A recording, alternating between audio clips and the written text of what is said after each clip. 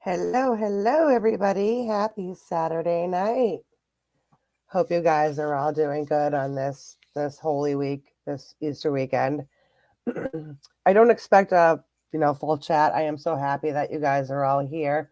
All credit tonight goes to Pilgrim for sending me this stuff because he sent me something a couple weeks ago and it just blew my mind and it took me down a rabbit hole. And I am so glad I went down that rabbit hole because this is really, really crazy and intense. So, we're not going to do our traditional fun, laugh, have fun night. We're going to go down a little rabbit hole here. But there's going to be the first video and then there's a follow up video. But I think, I think there might be a good message at the end of all this. So I wasn't originally going to do this during Holy Week, show this video. I was originally going to do it like a week ago, and I'm glad that I waited because he just put a follow-up video to this video that I think is very, very important. But I do want to say hi to everybody in the chat. I want to say hello to Pilgrim. I want to say hello to Coffee First, Kev, Papa's Farm. We got Ed in the house, Teresa, Dusty. Hello. I didn't miss anybody, did I? Please tell me I didn't miss anybody. So, I hope you guys like stories because this is a really crazy story. Originally, another YouTuber had covered it. And like I said, it was covered with the original story. The follow-up had just happened, and I'm kind of glad that I waited. But so there is a YouTuber out here. His name is Dougie Corrado, and he tells stories for a living. He writes stories. He tells stories. He's got a really great channel. Well, a story emerged recently about a young tuber's experience at, I'm going to call it an Illuminati initiation party because we all know what they are. We don't really know what they call themselves, but we know what they are. And it's absolutely insane. Absolutely insane. And when Pilgrim first sent it to me, we were like, is it real? Is it not real? It can't be real. But it was so detailed. And I was like, this is way too detailed not to be a story. It blew my mind. And I've been kind of going down this rabbit hole to get to the bottom of things and find some conspiracies about certain things. And it's insane. It's insane what these elites will do to groom the younger generation. And, they're always priming up for the next one. We see recently with what happened with Nickelodeon and what they've done to the kids, the horrible things that they've done. And then the next step is the young influencers. And then who's that generation after the young influencers? Well, our kids and whatever our kids are becoming. Guys, it's so bad. Anyways, so we're going to roll right into this original video. This video was posted originally 3 months ago. This guy tells stories. His name is Dougie Corrado. And he's got a pretty interesting story to tell you. As usual, I am going to stop and do commentary because I don't want to get in trouble with the content creator. But all credit goes to him. And like I said, all credit goes to Pilgrim for taking me down this. So thank you, brother. All right, here we go. Hey guys, welcome back to another story. If you really love spooky, scary stories told in the first person, you're on the right channel. I encourage you to like and subscribe if you want. right? It helps me. If it helps me, it helps you. The more it helps me, the more stories I can get to you. So liking and subscribing, just absolutely backflip onto that subscribe button if you don't mind. This story I dropped a few months ago and it didn't get any traction when I initially started dropping it. And then it started to blow up on Facebook a month later after I had already abandoned it and moved on. But a lot of people demanded another part. So this is going to be the full story of the society with an extra part at the end. I'm so happy people have started enjoying this. I really appreciate it. Enjoy the show.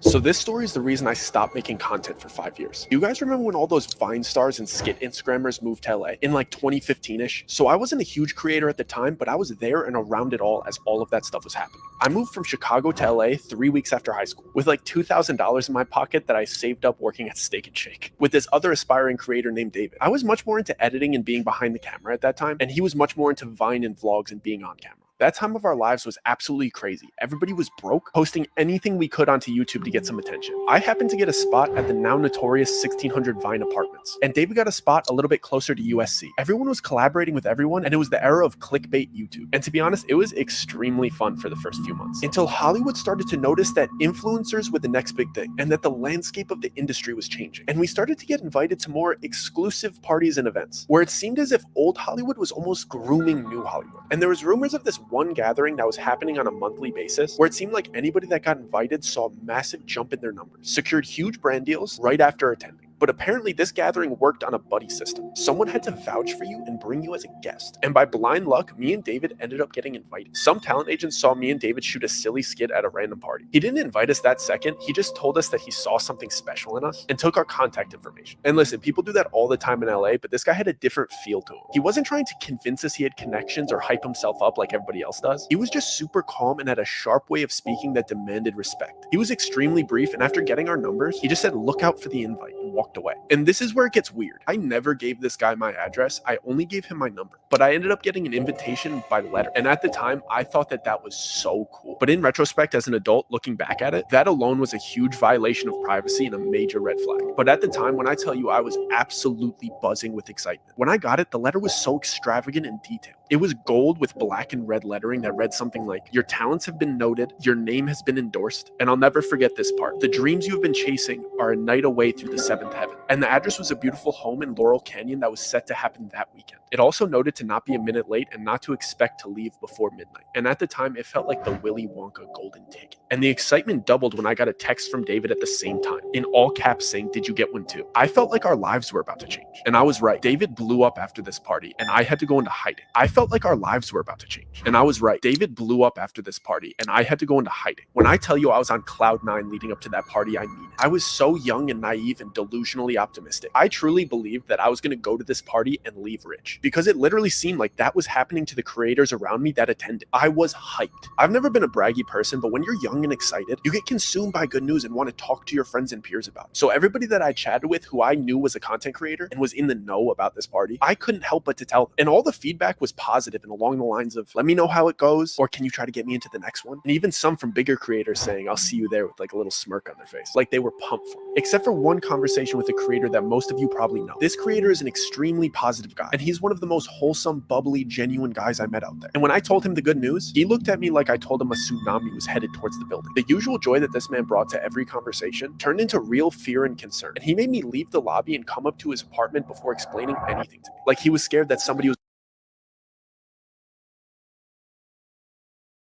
His name is Dougie Corrado. He's a YouTuber who tells stories. But you're gonna hear the follow-up story. Like I said, I don't want to spoil it. I really don't want to spoil it. Was going to overhear our conversation. When we got up to his apartment, he was just pacing. Like he had no idea how to start this conversation. But when he finally spoke up, all he said was, "Listen, Doug, I know you're excited, but I'm begging you, please do not go. That man is not who you think he is." He was being so frantic, and I could see tears welling up in this guy's eyes. But I was young, and I thought that I knew everything. I didn't even think the talent agent that sent us the invite was important. I was interested in the connections, and I didn't really care if the talent agent was shady or if his intention was to sign me to a bad deal. I thought I'd just say no to any bad contract that he tried to send me, but still get to reap all the benefits of the party. So I tried to pry a little bit and ask follow-up questions, but all he gave me was, I have a friend who went and he hasn't been the same since he didn't cooperate. I don't know what he saw or what they did to him, but Doug, I do not want to see that happen to you. I don't know what he saw or what they did to him, but Doug, I do not want to see that happen to you. I start reassuring him that they won't make me do anything that I don't want to do. I don't even drink, let alone take any party favors. So peer pressure isn't much of an issue for me. I make up a lie to get out of the situation because, to be honest, I selfishly wanted to stay excited about this party. And I really didn't want to hear anything negative about it. So I jokingly told him that I'd text him when I got home and that I had to leave to edit some videos tonight. What I was really doing was calling my dad to beg him for $100 to buy a rental suit. Mind you, we were all still poor, and I was living in an apartment that I could barely afford. My dad reluctantly sent me the money, and I immediately texted David to pick me up tomorrow at 5 p.m. so we could both get our suits before the party and grab food before we head to the party at 11. When David picked me up the next day, he was so excited and in such a great mood that I had to hide my concerns from him, at least while we were shopping for the rental suits. So I want to pause it right there. There's speculation on the internet that the David that he's talking about is David Dubrick, who is also from Chicago, who also went out to LA to become an influencer. So I just wanted to add that in there.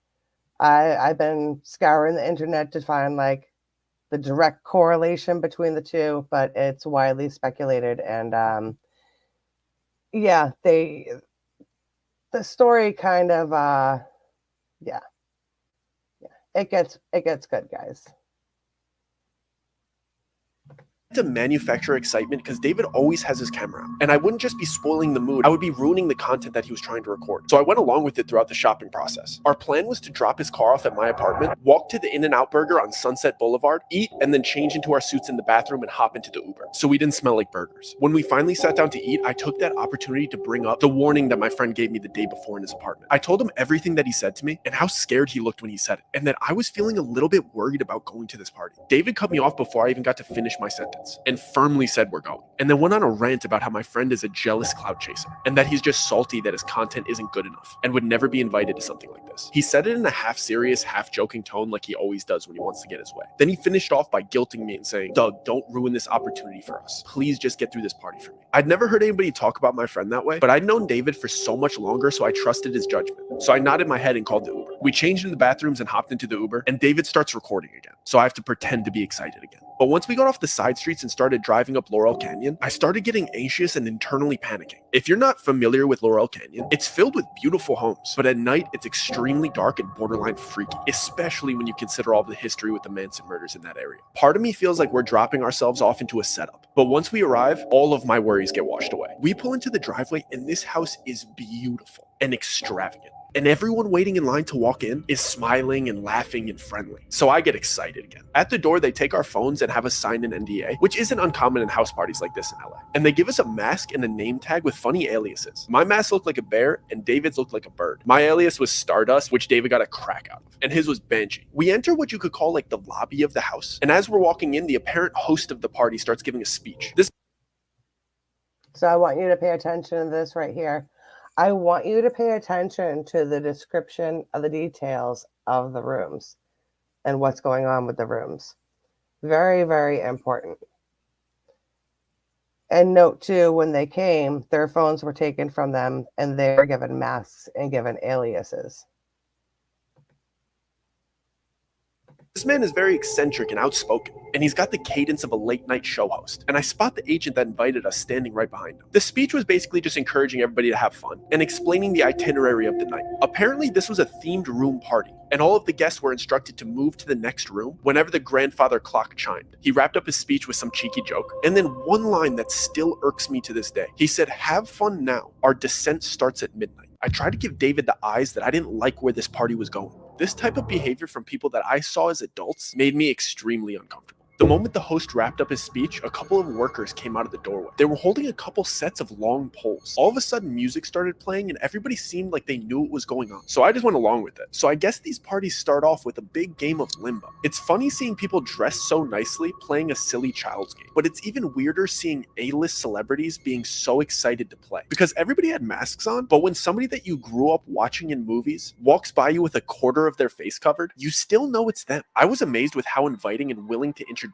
themselves these people were. I was expecting at least an undertone of uppityness in there. but it seemed like everybody was involving everybody in conversation, and they were frequently introducing themselves to me with their alias, of course. The only thing weird about it was something that I didn't notice until the third person did it. When they shook my hand, they pressed their thumb into the soft part between my thumb and my pointer finger, and I only recognized the pattern because the third guy gave me a big smile and said, "This must be your first time here." In retrospect, this should have alarmed me, but it seemed like they got friendlier when they realized that it was my first time here, so I didn't really think anything of it. But before I got to ask any follow-up questions about this odd handshake, the first grandfather clock chime went off, and everybody excitedly rushed into the second room. When I finally got in there, I was taken aback by the dramatic decor change. Everything in this room was different shades of blue. The music was romantic, and all the furniture was cabana beds and love seats. I stood there for a second trying to realize what was different, but I couldn't put my finger on it until some girl walked by and caressed my shoulder in a really flirty manner. The decor changed, but the way everybody was acting was drastically different. Before, everybody seemed to be outgoing and inviting and friendly, but the second they stepped foot into this room, they became touchy,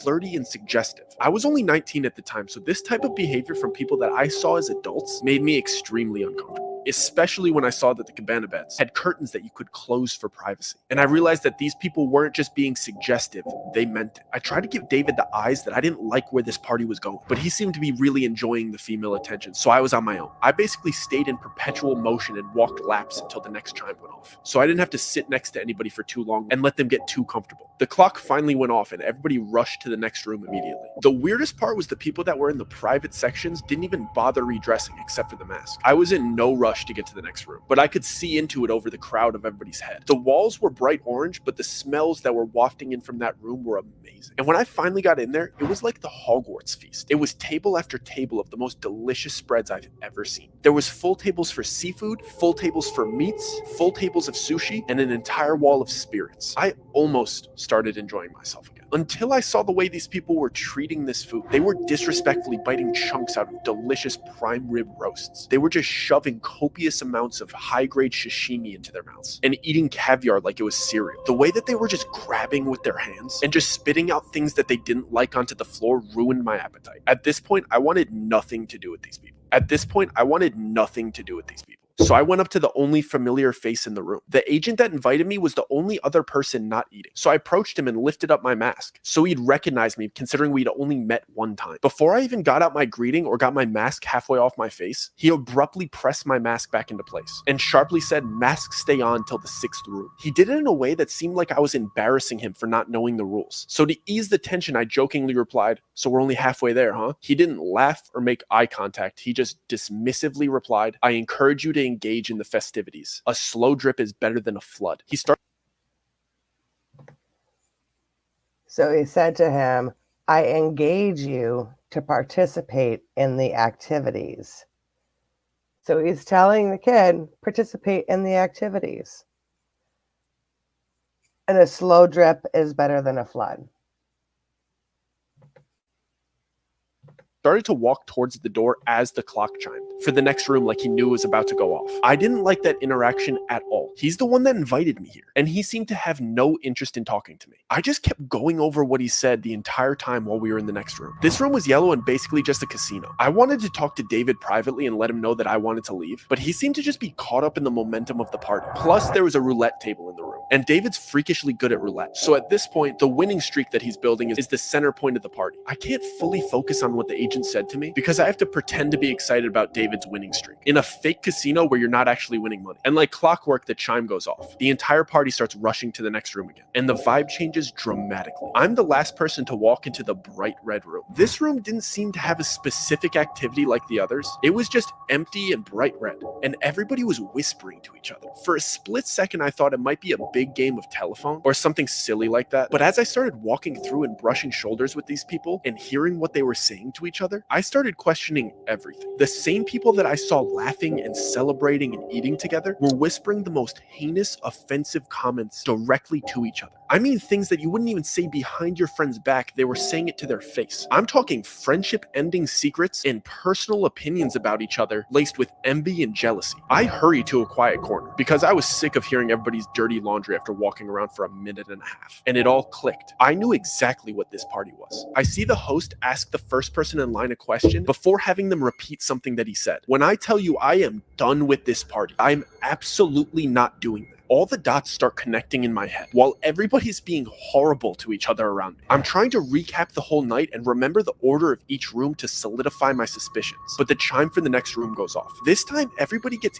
eerily quiet and calm, like they got all of their venom out. The host of the party announces for all of the newcomers to come to the front. All of the attendees form a single file line in front of the next room's door. There's about 10 other newcomers in front of me and David, and the agent that invited us is standing to the left of the door, and the host of the party is standing to the right. The host has a pile of books on the table next to him. I see the host ask the first person in line a question and then grab a book based on his answer. He would present the book to the person and place a diamond-shaped metal symbol on top of it before having them repeat something that he said. Then he'd take their mask off and let them enter the next room. I couldn't make out exactly what he was doing until there was only 2 people ahead of me in line. The books were Bibles, Qurans, Torahs, and so on. He would ask the person, "And which one is yours?" Whichever they chose, he'd grab it and place the metal symbol on top of it. He'd have you put your hand on top of the metal symbol and then repeat, "I am my own God. I bow to nobody but myself." When I tell you I am done with this party, and I whip my head around and I tell David I am absolutely not doing that.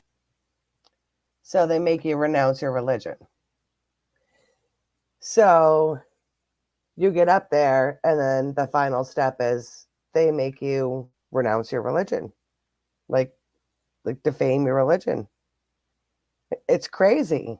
It is. This is absolutely crazy. It gets worse, guys. It gets worse. Just wait. David whispered back in a joking tone like he always does. "Dude, it's just a party. Who cares? I'll see you in the next room." And he skipped me in line to show me that he'd do it first to make me feel more comfortable. He went through with it and giggled his way into the next room. It was my turn, so I tried to play it cool and whisper to the host, "Do you mind if I skip this part? It's making me a little bit uncomfortable." I thought he'd subtly break character and reassure me that this is just a party theme and it's all good. Instead, he whispered back to me in a really kind tone, "Of course, man, don't worry about it. Just take your mask off and turn around." I was relieved for about a split second before the agent that invited me here grabbed my arm and started guiding me towards the exit. And I see that everybody that was behind me in line staring at me straight-faced. I look back at the host and he's standing up and loudly shouts like he's starting a chant. The price was not paid. And then everybody in line that was staring at me chants in unison like they knew exactly what to do. "Remove the profane." And they repeat it over and over until I'm through the exit door. "The price was not paid. Remove the profane. The price was not paid. Remove the profane." So the agent just walks me to the closest door. He doesn't even walk me to the front of the party and out the front door. He just puts me out into the backyard. It's 4 a.m. My friend's still inside. I don't have my phone. So I decide to walk around the right side of the house because that's where all of the party attendees were kind of headed. Let me see if I could peek in and maybe flag down David to let him know I got kicked out. And there's some windows to the next room. But of course, these windows are like big church stained glass windows. And you can't really see through stained glass windows like the colored ones. But if you go really, really close and you look through the white parts, you could kind of see clearly what is on the inside. And this room is like a bizarre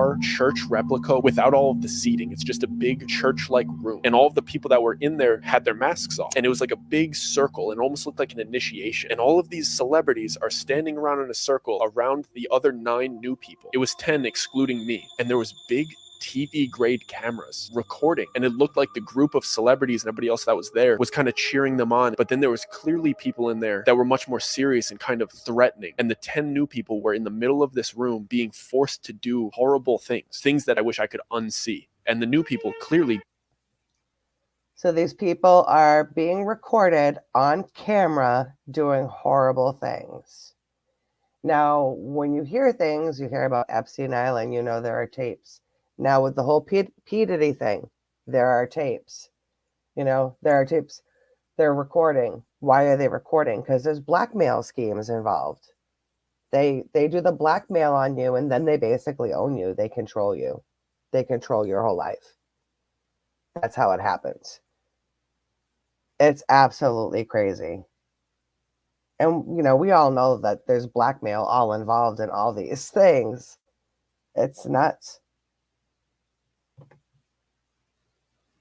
Didn't want to do these things. They were being forced to do these things, and they were clearly recording it. And I see my friend being forced to do these horrible things in front of these people and in front of these cameras. I just start panicking. I don't know what to do. So in my head, I'm like, I just need to get out of here. So I start speed walking to the front of the house, and I'm thinking I need to get out of this gate. There's only one street. We're on Laurel Canyon, so it's either I go left and start running towards Studio City, or I go right and start running towards West Hollywood. I'm not about to go knock on other people's doors. I'm just trying to get back to like civilization, and I'm trying trying to remember if we're closer to Studio City or if we're closer to West Hollywood. I don't even know. As I get to the front of the house, one of the employees is standing there, and he's standing in front of a car, and he has my phone. I'm not sure if he knows that I just saw everything, so I'm kind of standing there deer in headlights, but he just politely goes, here's your phone and here's your ride. Don't worry, the driver will take you home. So I take my phone and I sit in the car and I'm trying to gauge to see if this driver has any malicious intent, but he doesn't seem to. And within the first 3 minutes, I know that they don't think I saw anything. They were just getting my stuff prepared and my car prepared to take me home, because they're under the impression that I didn't see anything too bad. And I got kicked out before any horrible things started happening to people inside of this party. So I get in the car and I'm checking my phone. My phone was fully charged when I got here, so I don't know what they did, but my phone won't turn on. I have to sit through this 30-minute car ride. One of my best friends is back at this party getting mistreated and recorded doing horrible things, and I can't tell anybody. So I get through this 30-minute horrible, suspense-filled car ride, thinking about all of the people that were so nice to me inside of this party, and the whole intent of this party was to butter me up to get me to do these horrible things. And when I finally get back to my apartment, I run upstairs, I plug my phone into the charger, and the first texts that come through are from my friend Joe. And I completely forgot that my friend Joe was coming to visit me. He was coming on a little mini vacation, and I was going to play tour guide and show him around the city. So now I'm thinking I only have like 4.5 hours to sleep before I have to go pick up my friend from the airport, and I still don't know if my other friend is okay. So I'm blowing up David's phone because he's still at this party, but I set a timer so I get to the airport to pick up my other friend. So I barely get any sleep. I drive to LAX to go pick up Joe, and I drive him back to my apartment. And when I'm coming back into my apartment, David's in the lobby and he's talking to some other big creators, like bouncing video ideas. It's like 9:30, 10 a.m. at this point, so we're just kind of having coffee by the cafe and chatting. I tell Joe to go upstairs to my apartment and drop off his luggage, and I go ask David if I could talk to him really quick. I'm clearly very distressed, and he's being very jokey with me, and he doesn't seem like anything bad happened. And he's just kind of making fun of me for getting kicked out of the party. I'm just letting him talk for a little bit, and I finally tell him I was looking in through the next window. I saw what they made him do, and I was just asking him if he's okay. And the second I said that, he immediately switched on me, and he started damn near cussing me out and saying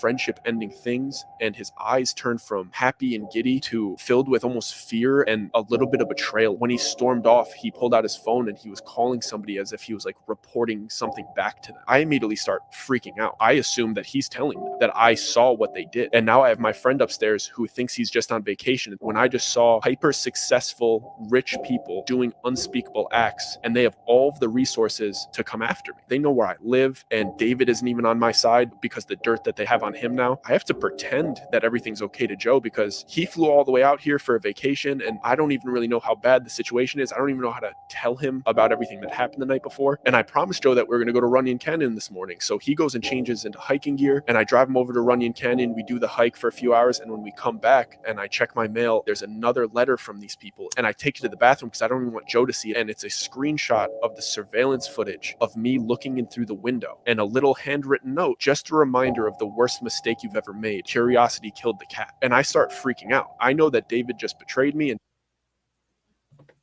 so now he's getting like threatening letters. This poor kid, you know what I'm saying? Now he's getting threatening letters from these people, and they've got him on surveillance peeking in the window. Like, this is terrifying. Now you guys see why I was like so messed up. Like, I was like so messed up over this story. I'm like, this can't be true. And I'm like, this is true. This can't be true. This is true. And I had to dig into this. This is insane. Hey, Papa's fine. What's up? What's up? It gets worse, guys. It gets worse.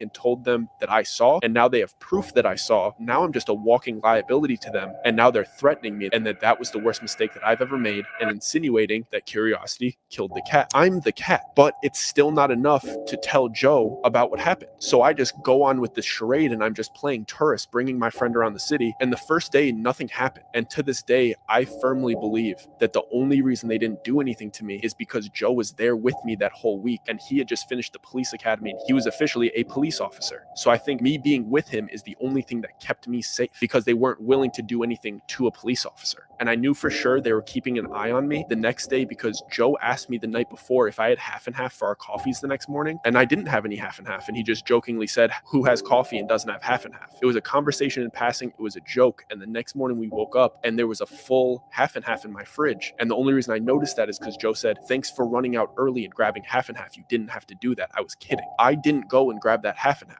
I knew that somebody was not only listening, but entered my apartment that night. while we were asleep. And then they started to do these things that only I would notice. Things that if you told anybody, they would look at you like you were crazy. Each night that we came home and we were just winding down and watching TV, I would go to turn my TV on and the remote control wouldn't work. And I would check the batteries, and the batteries would be switched from positive to negative and negative to positive. Like they came into my house and just flipped my batteries. I know that my remote control worked the day before, and they just needed me to know that they were in my house and flipped my batteries just to.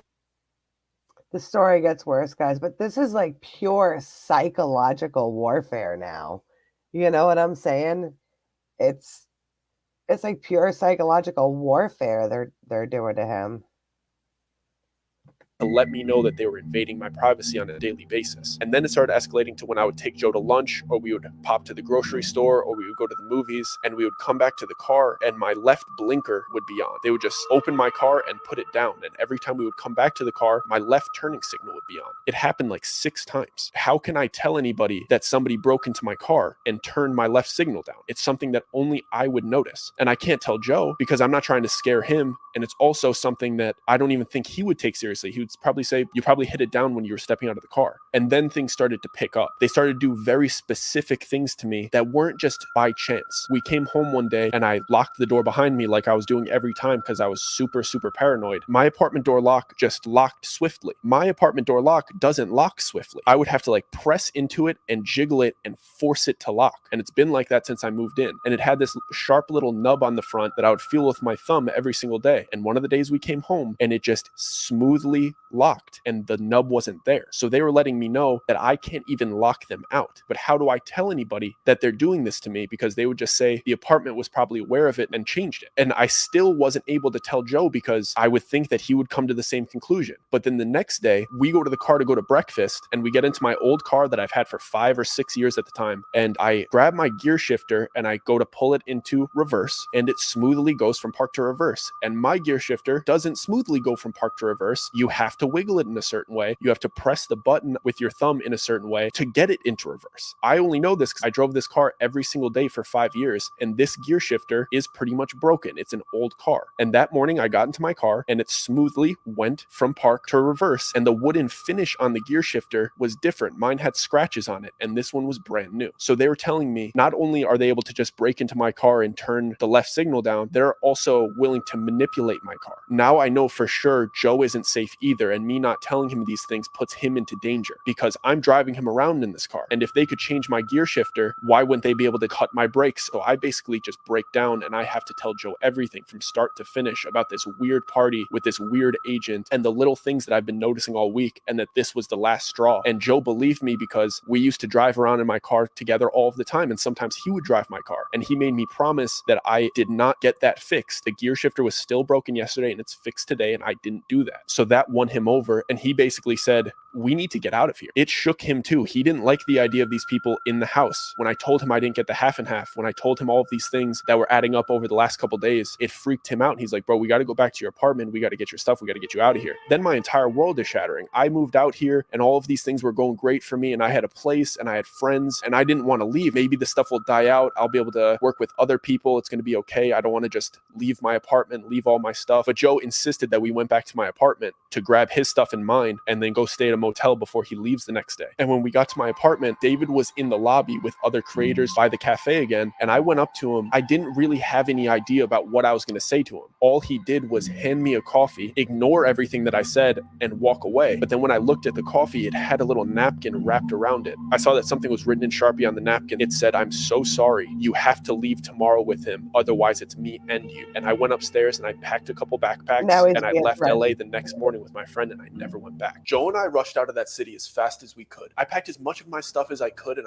we just started driving. We were both genuinely scared for our safety at that point. So we decided to skip Joe's scheduled flight and just drive to Las Vegas. And then we were just going to fly home from there. There was something that just felt comforting about being out of the state. Not to mention, Joe wanted a real briefing about what went down, because I had just basically told him the cliff notes and begged him to believe me so that we could pick up and leave as soon as possible. For the first 2 hours of the drive, we primarily kept our heads on a swivel and just made sure that we didn't take any wrong turns to further extend this trip. There were a few cars that made me feel like we were being followed, but it was just my paranoia enhancing an A-type personality driver into a stalker. Once we were out of California's state lines and into Nevada, we could both finally exhale. I felt real relief wash over me for the first time since I got kicked out of that party. We stopped about 15 minutes into Nevada at a pit stop. We used their Wi-Fi to book a hotel for Vegas that night, along with the plane tickets for the next morning. Once we had our escape plan fully booked, Joe just started laughing, and I couldn't help but just start laughing too. We shared a lot of crazy stories growing up, and we always seemed to find ourselves in sticky situations together. So it was just hilarious that his fun trip to visit me turned into this. It felt really good to laugh about it because it made me feel like it was finally over.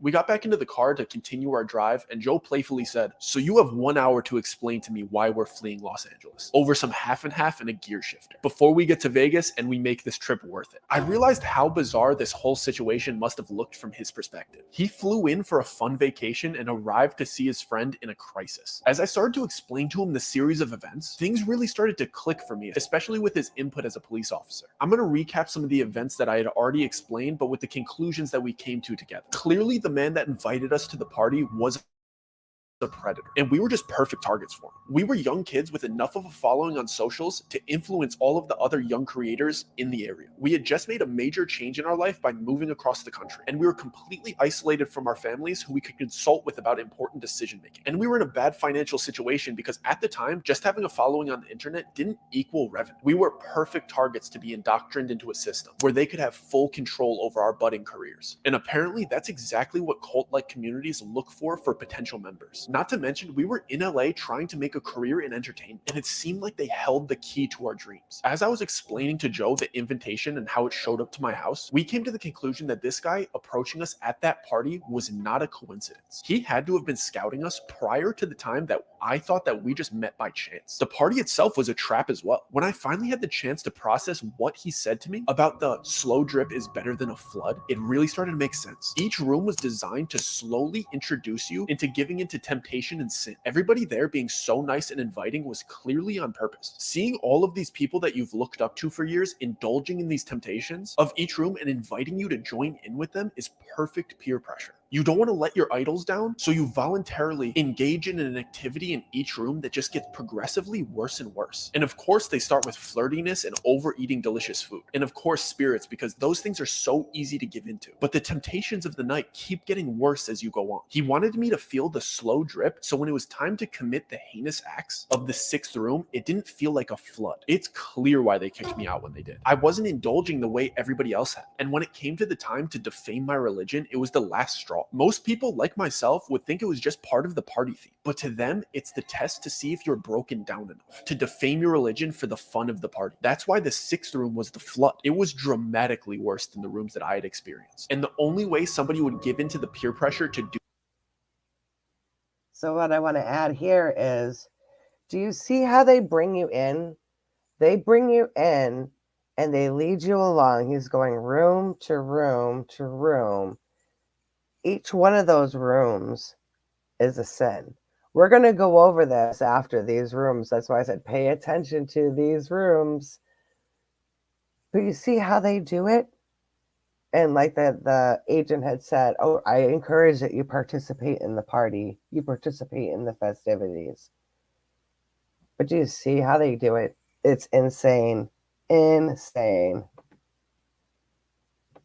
Do what they were doing in that room is them being primed to do so with everything that happened before and had just spoken the words that they're not God-fearing. I realized that the people that would go to that party didn't just blow up overnight because of the power of that little cultish group. They scouted young creators like myself and David, who they believed were going to blow up regardless of their help, and get them to commit heinous acts on camera. So when they did eventually blow up, they had the perfect blackmail on them to control them. They would try to get to you early, so before you were making money independently, so that they could control you. Because if you were already established and wealthy, why would you even care about going to a party like this? You just don't care. It's too late for them to infiltrate your life. Do they help you with big collaborations? Yeah, but these collaborations are built off of fear and trauma. That's how they keep their group so tight. You can't get into this group unless you also do these horrible things. They kicked me out and let me leave because they thought I actually didn't see anything too bad. From the outside perspective, I had just gone to a cool A-list party in a beautiful home filled with beautiful people and amazing food. I couldn't say anything bad about it publicly without sounding bitter that I got kicked out. That's how groups like this need to operate. From the outside looking in, it has to look amazing and wonderful to be a part of. From the inside, they need blackmail that's so bad on you that you can never speak out against against it without getting your reputation destroyed. It made sense why they went after me the way they did. They need to do things to me that only I would notice because they couldn't be seen openly harassing. It would make them look bad. So they had to infiltrate my privacy and scare me secretly. I still don't know how far they would have gone to get me to leave the city, if they would get violent or try to get me to fall victim to an accident. But they wanted to scare me out of the city. And I thought back to my very kind friend that warned me about this part and how secretive he was being about how much he knew about it. He couldn't just openly say how weird those people were because it would make him a target. He just knew that if he kindly declined their offers and acted like he knew nothing about them, he could go about pursuing his career unbothered. And it really made sense why they would target potential big creators as well. Because if the kid with the most clout is a part of this group, and the only way to collaborate with him was to go through the same indoctrination, they would be able to control an entire generation of creators. To be honest, they're very good at what they do. There was a clear system that they followed, and the way that they approached her. They want to control an entire generation of creators. So we all know what this means. They're going after our kids. They're grooming these influencers, doing the blackmail stuff, and this is insane. Insane. Like I said, this is, my goodness. My goodness. I do feel so bad for this kid though.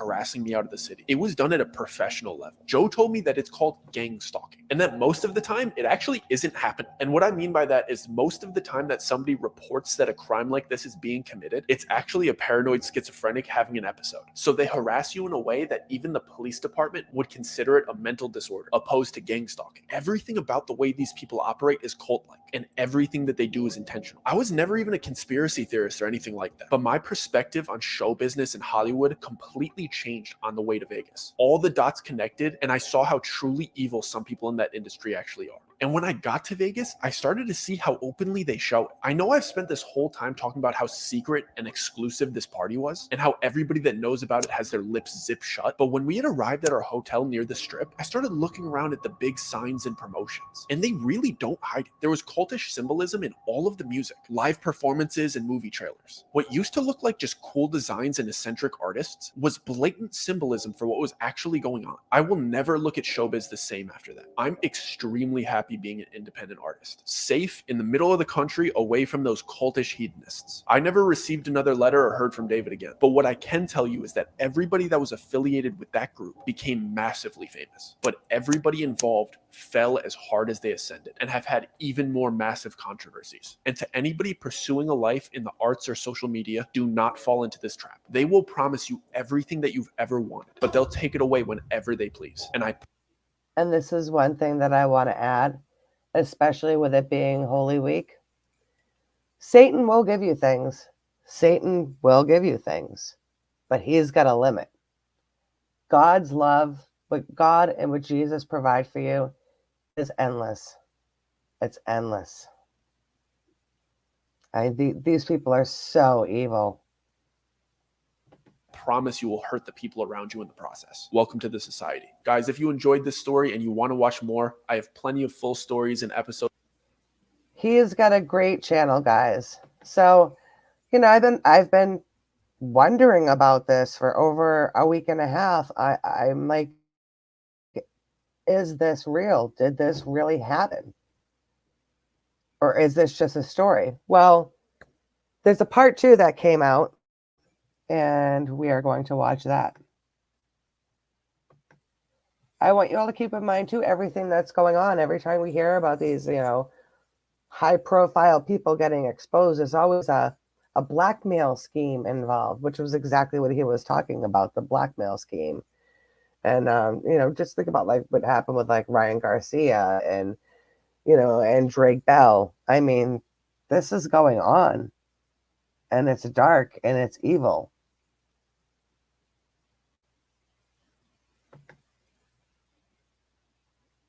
So I just re-uploaded a story I did a few months ago the other day to TikTok, and it got over 4 million views overnight. I'm not sure if you've seen it, but it's about this party that I got invited to in LA.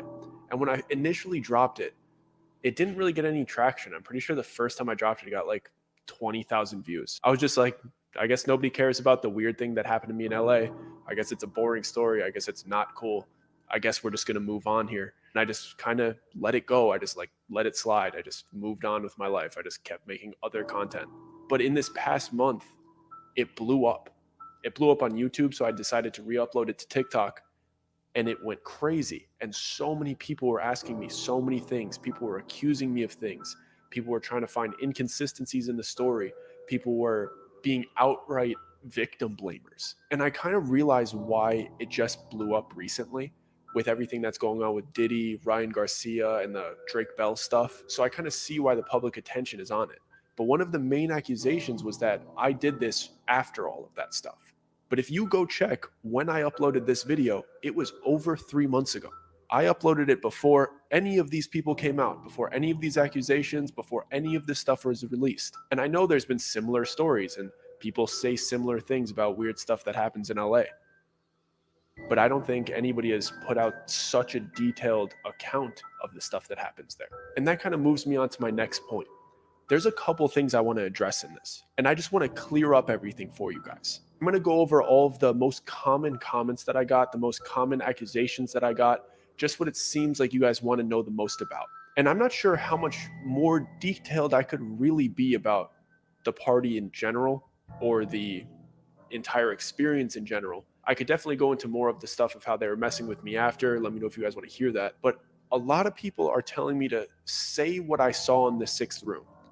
And that confuses me a little bit because I don't know why you guys want me to say it. Do you guys want me to give you like vivid, horrible descriptions of illegal activities that are like disgusting and done to people that they shouldn't be done to? That's a bit weird to me. You want to hear those words come out of my mouth. I don't want to describe it to you. It's grotesque. It's disgusting. It's hideous. It's heinous. Stuff that they do is unspeakable. It's like gross, and they record it so they could hold it over you for your entire life. So for the people that are saying say what they did, I want to hear it come out of your mouth, that's gross. It's a little bit weird that you so desperately want me to explain to you what I saw. What I saw was horrible. What I saw was illegal, and what I saw was inhumane, and I don't want to say it. Like, I don't know what else to tell you. I don't want to describe it to you. It's gross. It's You know, it is really messed up that people are like kind of harassing this kid now and being like, you know, tell us the names. What did you see in there? You need to tell us. Like, he's telling you an experience, a story of something that happened in his life and, you know, potentially put him in danger. And you want to give him more details to further put him in danger? Oh, oh boy. Yeah, exactly. Exactly. Got me not full of. something cool to say on the internet. You could look at some of the stuff that Ryan was saying. He was being a little bit more graphic than I'm going to be here. For the people that are like, say it, I don't believe you unless you vividly describe this horrible thing. You're gross. Go to the dark web, figure something out. Like, clearly you guys want to watch something horrible and you want to hear something horrible. I'm not going to give that to you. Another thing that people were asking me to do was to drop names of people that I saw at that party. And I'm not sure why you want me to do that either. Because if you look at all of the people that you see as celebrities, it is so blatantly clear who is involved and who is not. So I'm not really sure why you guys want me to call people out publicly. And I don't know why you would want me to do that for my sake. Because if I start saying these things publicly about very specific people, they're going to sue me for defamation. They're going to come after me with resources that I don't have. I don't have the resources to defend myself from these people. So I'm not sure why you exactly want me to do that. I'm just telling you what happened and how they operate. And I'm just giving you the information of how that world works, telling you that a lot of them are involved in it. I don't know why you guys want me to describe the things, and I don't know why you guys want me to drop specific names. You guys already know, and I don't know why you need to hear me say it. I'm literally not going to lose everything by calling out specific people who have more resources than me that could destroy my life with one lawsuit. Another thing that I wanted to go over was a lot of people were saying that the way that they were messing with me wasn't scary. People were saying they're just fixing your stuff. They're buying you free half and half. I'd take that. Ha ha ha. LOL. Just completely discrediting how horrific that is. Going through that, where every time you come in your house, something's Like, what is wrong with people? You're going to troll him for going through this experience, having people in your house watching your every move, messing with your car, putting stuff in your fridge. Like, I don't care if it's half and half. That's an invasion of privacy. And that's, oh my God. It's bad. That's a bad. little different. I didn't even say all of the stuff that they did. I gave like a couple details because it didn't really seem like people were that interested. So I just kind of stopped posting it because nobody believes you. Nobody cares. Exactly, Everybody just called me Pilgrim. That is schizophrenic on more scary. Facebook, completely dismissing me. But now that other bigger names are saying it, people that you actually believe, the Ryan Garcias, the Diddy allegations, the Drake Bells, now that these people are saying it, now you're like, oh wait, maybe he wasn't Exactly. bullshitting. Maybe this stuff is going on. Maybe we should actually listen to the other people that are saying it. But you guys are still minimizing the kind of stuff that they do. They don't publicly, openly say, hey, we're going after this guy for this because he knows this, and I'm going to threaten you very openly. These people were coming into my private house. They were flipping my batteries. They were fixing things that only I would notice. I can't tell that to anybody. I look crazy saying it on the internet. They fixed my doorknob. They fixed the manual on my car. They fixed the gear shifter on my car that only I would notice. If I ever came out and said it, I look crazy. You see what I'm saying? They do things that you literally can't explain to anybody without the general public completely dismissing it, saying, I would like some free half and half. They were listening to what we were saying. They went out and got it and they replaced it. And they put it in the fridge when we didn't notice. They came into our residence. No, you don't want free half and half. No, you don't want your doorknob fixed and your car, like your car shifter fixed. You don't want that. These are things that they do to discredit people that they're doing it to. Another thing that a lot of people were saying was, if you signed an NDA, why are you saying it now? One, because so many people are coming out and saying it. Two, because I didn't really break the NDA. I didn't really say where we were. I didn't really say who was there. I didn't really say what happened there. So I didn't really break it. They can't really do anything to me about that. And I'm pretty sure there's a statute of limitations, and it was quite a while ago. So I'm pretty sure I'm good. Fingers crossed I'm good. But a lot of people were trying to discredit it by saying, you signed the NDA, but you're talking. Another thing I'd like to bring up, that might be why a lot of people aren't talking, is because they sign these NDAs. And these NDAs are popular in Hollywood. Like, that's just what they do. About it publicly, that doesn't make sense. Kick rocks. One of the main things that people were saying is like, where's the proof? Where's the proof? What was the top comment? It was, I'll take this never happened for 500, because people saw somebody comment that one time, like as if you're answering like a Jeopardy thing, and it got like a top comment, and people aren't funny. So they just copy top comments that they've seen in the past to try to get a little bit of recognition. But people are just saying things like, I don't have proof. I don't have any of this. Why didn't I save any of the stuff? Why didn't I save the invite? I bet you're going to be sitting here waiting for excuses about why I didn't save any of it. But I did. I have it. I have the letter. Exactly how I described it. He's got the all invite. Extravagant and weird. It's a bizarre letter.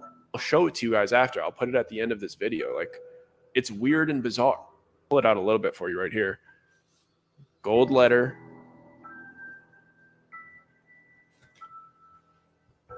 Like, this is it. And you could see the weirdest part about it is like, it says like sincerely, but then has like holes punched in it and it has like a medallion hanging from it, like in gold letters. And it goes like, you're invited on the front. It's like this whole extravagant thing. And it has like a wax covering. It says join us. Like, I have it.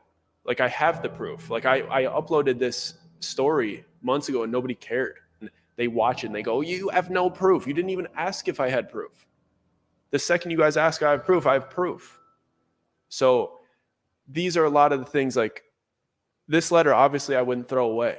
Of course I wouldn't throw it away. All you had to do was ask and I would show it to you. I'm not sure what else you guys need to believe it. Like I gave you the most detailed account that I possibly could. I believe really it. tried to make it as detailed as I I possibly believe could him. for you. I'm just saying, I I believe him. uploaded it as much as I could. Nobody cared. But then when people with bigger names than me started saying the same things, now you guys say I'm copying them or riding the wave. Check the receipts. I uploaded this before any of them.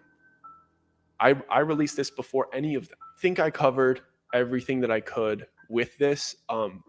If you guys want a way more fully detailed next part of this that's like really about just what they were doing to me that week, I'll drop that too. You just gotta let me know in the comments, because I'm not gonna waste my time doing it if you guys don't care. It seems like the internet only has a 2-day attention span. They're probably not gonna care at all and forget about this in 2 days. So Guys, drop a 1 in the chat if you believe him. I believe him. And it was crazy. Like I gotta trust my gut, because when Pilgrim sent this to me, and I know that he's a storyteller, that's what his channel is. If you want to look him up, his name is Dougie Corrado, and the Illuminati story is called "I Wish I Never Went to This Party." I was like, this is way too detailed to be fake. This is his story. This is true. I'm so glad that he did this follow-up video to confirm this. you guys got to really let me know on this video if you guys want me to further explain the week after the party. Right now I'm going to cut to a much better close-up on this, so you guys could actually see the details on it. Half. It's really bizarre. It's really freaky. I thought it was super cool at the time, but I don't think it's that cool now. I kind of keep it as Amen. for this. I keep it for this. Amen. So this is the invitation. Here's the proof. I'm going to let you guys get the closest look that you possibly can on it. It came in this very extravagant thing, very extravagant gold envelope. And then this says join us on the front. This was really weird. I'm going to show you guys the outside first before I show you the inside. It had this. Is it focused? It's having a hard time focusing. It's focused now, but it goes in and out. That's fine. Okay. It has this little stamp on it. I can't see it. There's like a tree on it. That was like a wax stamp. Very weird. Join us. And then this is the inside of it. So as you could see, is it focused good? It is now. Okay. I'm just going to let you guys give that a read. Date, place, cursive. You guys could see all of it. See what they wrote at the bottom. What is it? Your talents have been noted. Your name has been endorsed. All the dreams you're chasing are a night away through the seventh heaven. But this is the weirdest part, is that it says sincerely, but then it has like 4 holes punched in this gold chain. Oh, for sure, Captain Silver. We know this is going on. Bohemian Grove. So that's the weirdest part to me. And the outside was Los just Angeles. You're invited with gold trim. It's going on. You see how extravagant it is and odd. But yeah, that's the closest. That's the thing.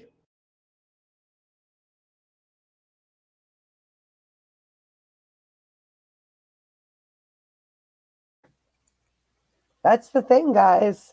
That is the thing. Wow.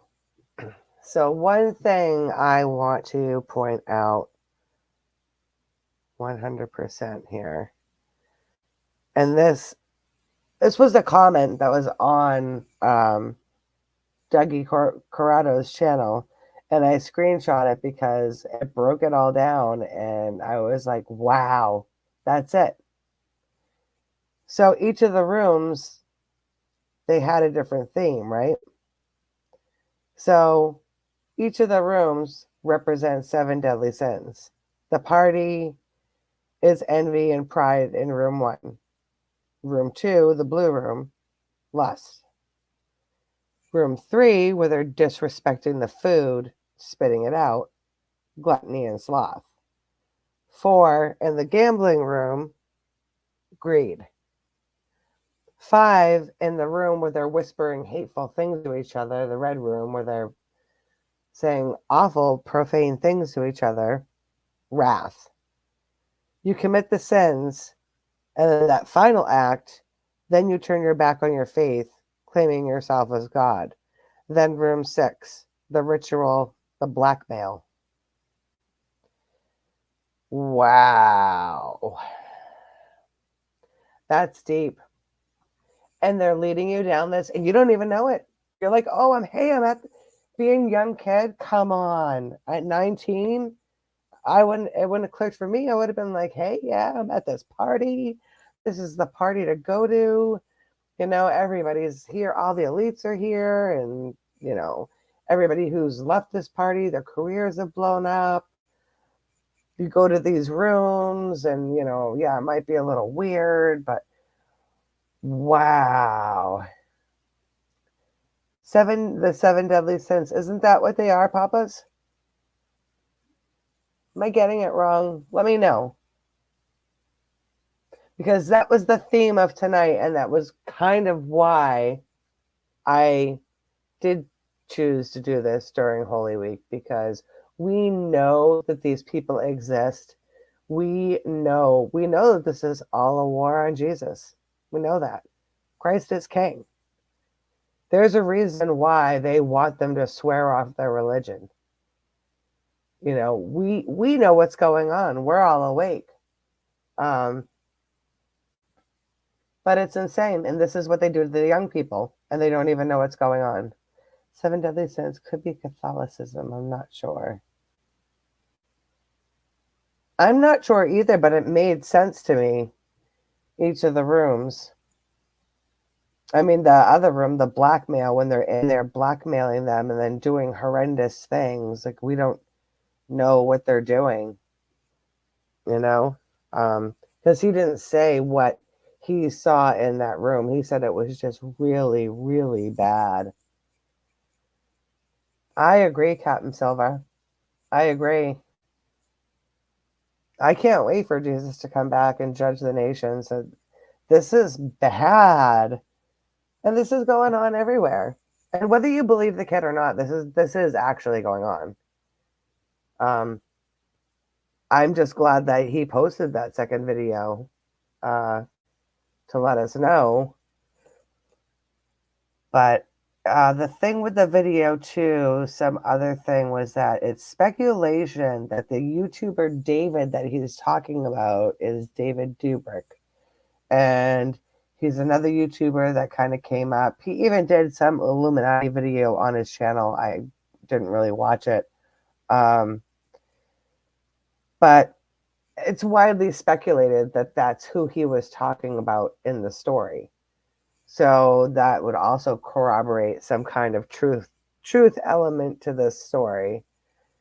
And another thing too, if they're using code names and masks, and I want to say, I could be wrong. And if I'm wrong, guys, let me know, please. Hi, Boo Boo. Love you. Be safe at the gym. My beautiful daughter, Angelique Adams, she decided to pop in and say hi. I forgot what I was saying. I went squirrel. Oh, no. It's bad. It's so bad, you guys. I'm just glad that he did that other video, basically coming out and saying it's true. And I found out it was true. I was like, oh, I knew it. I knew that story was true. But I wanted to bring that, and present this tonight because there's some really evil stuff going on in this world. And, we all know what tomorrow is. Hi, Tara. How you doing, sweetie? Hello. You missed story hour. It was a good story hour. A lot of cults like Santeria use Catholic iconology. Yeah, they do. They do. Yeah, I really wanted to present this tonight because, as a Christian, and I know a lot of you are, we know that Christ is king, and we know what tomorrow's about. He's risen. It's Resurrection Day. It's a glorious day for us. We need to rejoice in that. And this evil, horrible stuff is going on, and I don't know how. What do we do? Nobody can do anything about it. Other than just pray, I guess. But It's sick to see what they're doing, how they keep grooming the kids. They've been doing this for decades. They did it in young Hollywood. They did it with, you know, young child actors from the 80s and stuff like that. And then, if you've watched Quiet on the Set on Paramount Plus, they did that with the kids from Nickelodeon. Then they're going after the influencers and YouTubers. It all makes sense. I remember Easter used to be in April. Yeah, I thought it was weird that it was in March this year.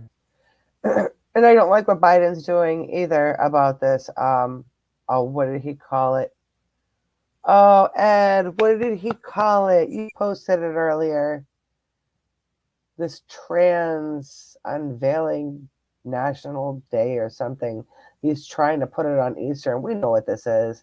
This is all a war against Jesus. It's all a war against him. And we as his people, we need to stay strong and we need to stay faithful. And it's just sickening. We see what they're doing. So they do hate God. They declare themselves to be one. Yep, absolutely. Yeah, actually, coffee first. You are right. It has been March a couple times. Now that I think about it. That's the one that made them kill family members. Oh, that's horrible. That's scary. Yeah, the trans something day. It is so just. Ed's got it. Trans visibility day. How disrespectful. How disrespectful. MS-13 used to be tied into that. Yeah. Some of them tell me these are demons because of their pacts and rituals. I can see that, Tara. Yeah. Yep. That's why I stay away from all that. FJB called on people of nation to celebrate tomorrow by showing appreciation and love to trans people. Sorry, I can't do that. Nope, I can't do it either. I'm sorry. Tomorrow is Easter. Christ is risen. Jesus is King.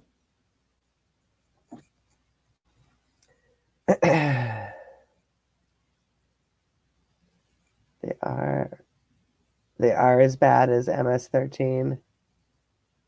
Isn't it disgraceful, coffee first? So disgraceful. So disgraceful. And it infuriates me as a Christian because we are like one of the most persecuted. We are the most persecuted religion. You can't say anything about, Jewish people or you're anti-Semite or you're canceled. You can't say anything about Muslim people because those are, you're Islamophobic. But, people can trash Christians and Christianity all day and, try to desecrate a sacred day for us. They have the entire month of June to do whatever the heck they want to do because they're going to take up a whole month. Leave our God out of it. They do just keep making up words. It is demonic. It's completely demonic. So, I mean, all we can do is pray. Like I said, I'm praying for Jesus to come back and sort this out. We've got so much horrible, vile stuff going on. Amen. I'm not phobic of anything. I only fear the Lord. Amen to that. Anyways, guys, I am so exhausted. I've been up since 4:30 this morning. And I got to get up early and go to church in the morning. But I wanted to share this story with you just because it's his tale of what happened to him going to this party and how they lead you into sin without you even realizing it. It's really important for people, Christians especially, to pay attention to what's going on around them to make sure that others aren't trying to lead us into sin. It's just so important. And, teach our children what's going on so that they're not being led into sin. Because it's the younger ones they want. We're all a little older. We're formed in our opinions, and but it's bad. And then to use that psychological warfare on you if you don't comply, it's really, really scary. What is this? What's this, Cav? Christian warrior training?